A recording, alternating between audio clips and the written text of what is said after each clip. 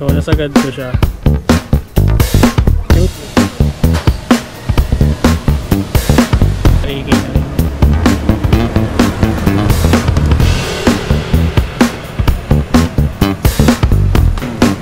Kulay lang talaga dito sa ano eh.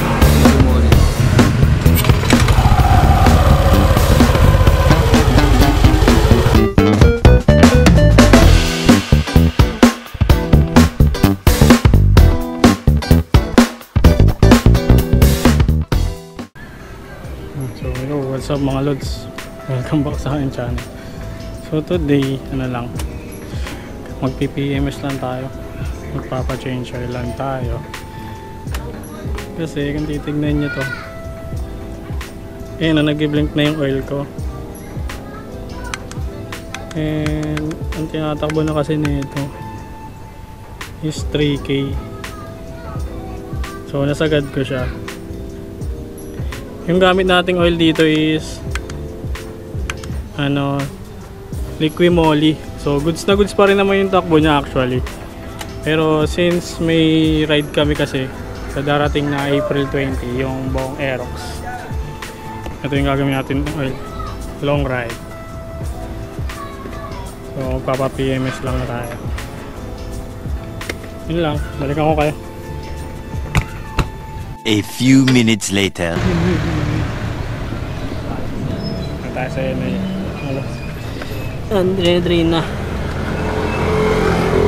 Kapalit na rin tayong gear oil. JBT yan eh. O 3K na rin. Sandaan lang naman yan, so hindi ko tinitipid yan. Pero pwede yan every other ano, change oil.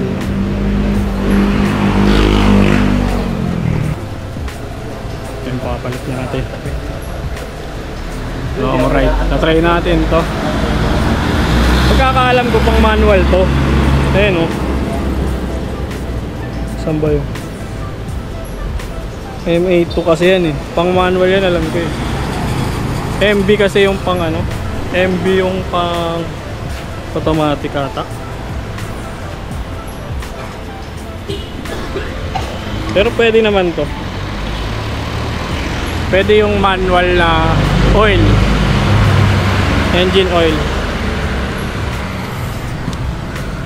Manual na engine oil sa scooter eh. Pero yung scooter ang bawal sa mga manual. Ito yung papalit natin mga lods. JBT Racing Gear Oil.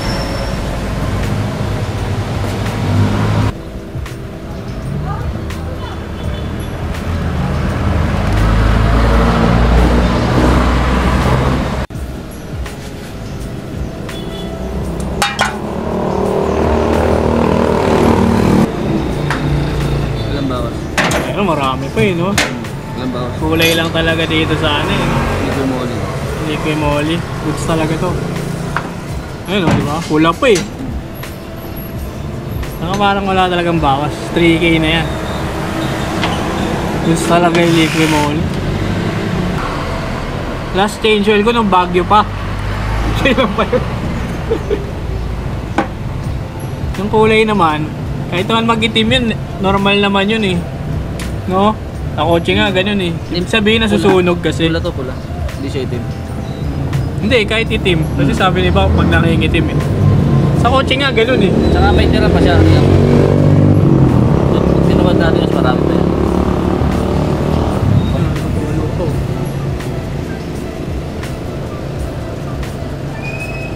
Meanwhile, so, ayun. Pinabuti na rin natin magpalinis ng panggilid dito. Since last year pa ito nalinisan eh.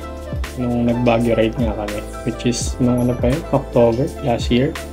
So, halos 6 months na rin. Although, malinis pa naman siya as you can see. Pero, since mag-ride tayo, kailangan na rin palinisan to. So, ayun. Gas lang din ang pinalilinis ko dito. Para tanggal talaga yung mga dami-dami. So, ito yung rin pala yung pinalit ko dati, no? Yung center spring. So, yan. Nalinisan na agad. So, shoutout sa A&A Motopower.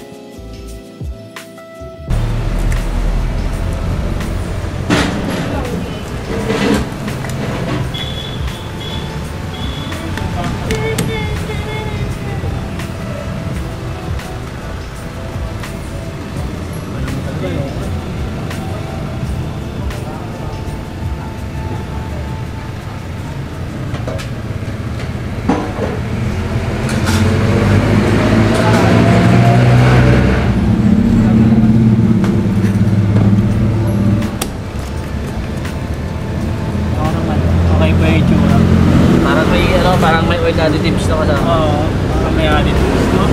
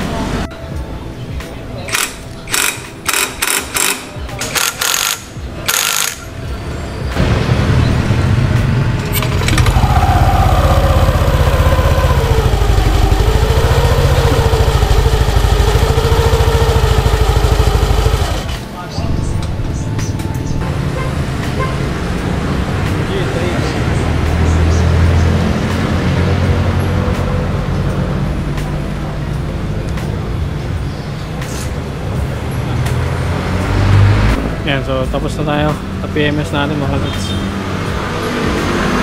Shoutout sa ANA Moto Power. Dito lang yan sa may Vicente Cruz, Ampaloc, Manila. So ayan, magsettle lang ako.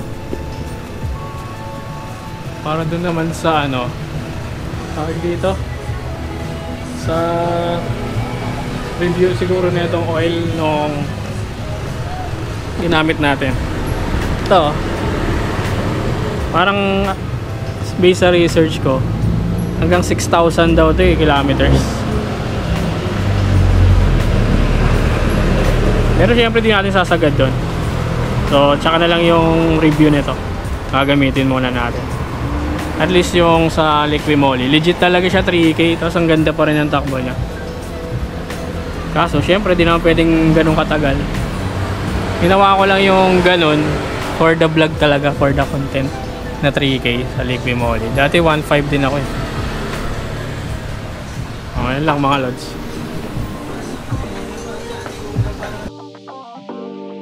So after natin mag-change oil, nag-conduct tayo ng survey regarding sa oil na ito. So shoutout and thank you sa inyo mga lods.